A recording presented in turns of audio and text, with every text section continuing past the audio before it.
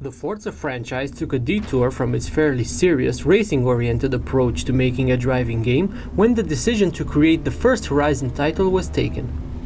That was over 5 years ago, and now we have the third installment in the series, Forza Horizon 3, to play with, and it's a phenomenal package, one with huge replay value. The main stars in Horizon 3 are the cars, as with any Forza game, but this time you aren't confined to driving them on closed circuits, and you can instead take them for a spin in the Australian countryside. There's no getting around it. The game is good, really good, and in the months that it's been available, it's been showered with praise and been the perfect playground for many a YouTube video. Its best attributes are its amazing visuals, both cars and environments look amazing, and the way the cars have been tuned to respond to player inputs and their handling. They behave superbly and can be driven quite gracefully, even with the regular Xbox controller. But let's break it down into more detail and see why exactly it's so good. The cars. Horizon 3 can have up to 350 cars, all of which you can upgrade and customize to your heart's content. In order to reach that level roster though, you need to purchase 2 expansion packs plus the frequent car packs that they put out, and this is one of the game's obvious bad sides, but we'll get to that later on in the review. Each car feels like it's been tuned to reflect the actual road behavior of the real thing, and tuning one, you really feel that the changes you're making have an effect. This on a car whose unique handling intricacies are already very obvious in stock form. This is where the game's biggest appeal factor stems from. You get hundreds of cars, which you can alter, then drive, then alter some more, until you are happy with the result. And once you've dialed in your preferred modded motor's handling, you then proceed to operate visual changes that reflect your personality and taste. And since the online component has been so important in the Horizon series, and still is in the latest installment, you can and should take your custom set of wheels onto the multiplayer scene, where you'll teach others to learn to appreciate it. Passing another human player in a racing game will always give you satisfaction, but doing so in a car which you've slaved over to get just right both visually and in terms of handling is even more rewarding for many players. The physics. As its developers said back when Horizon 1 was launched, they were not aiming to make a super simulation-oriented series, instead focusing on making the cars feel fairly realistic and fun. And while I personally am not the biggest fan of such solutions, as they feel neither arcade nor simulation, and therefore scratch neither itch, I must admit, they've absolutely nailed it in Horizon 3.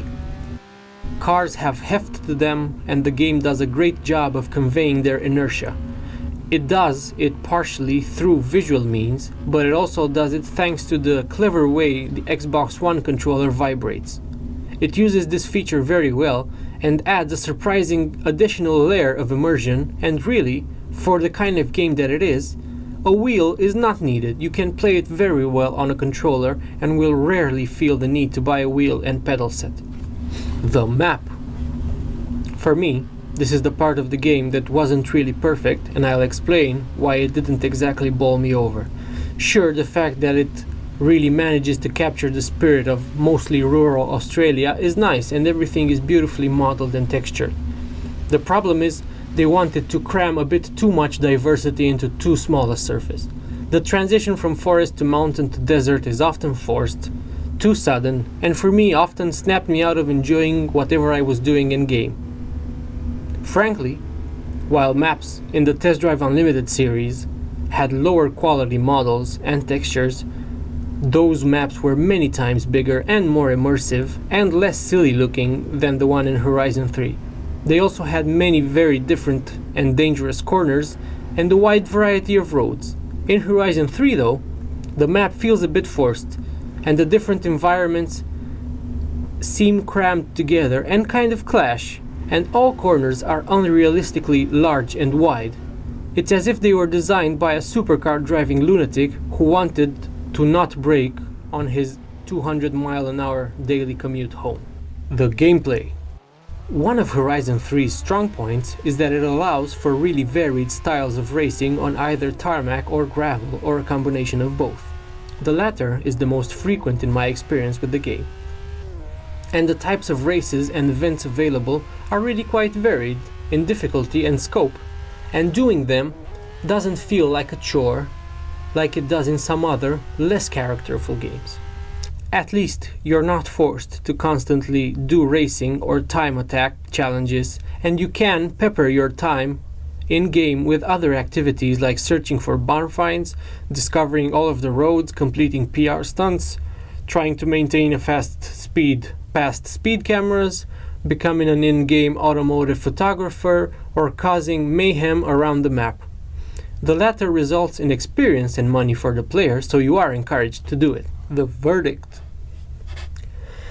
Forza Horizon 3 is a hugely accomplished title that's more of an automotive sandbox that lets you virtually live out your most ludicrous car-related fantasies. It offers a wide range of cars and environments to roam around, once you've paid for all of them of course.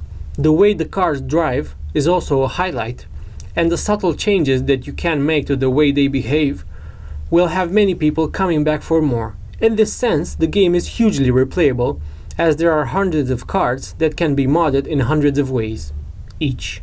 The Australia-like map is gorgeously detailed and offers quite diverse driving experience. It is, however, a bit too small, and the fact that you are going through loading screens to access the expansion maps is really quite annoying. But that and the fact that it's kind of dear to get your hands on all of its goodies are the real downsides to a game which is definitely worth consideration if you like cars, modifying, customizing and driving them. It's definitely a recommendable title, but make sure you really want it, with its more fun arcade style handling model and not the fully fledged Forza Motorsport game, which really caters to hardcore automotive enthusiasts in a way Horizon games never could.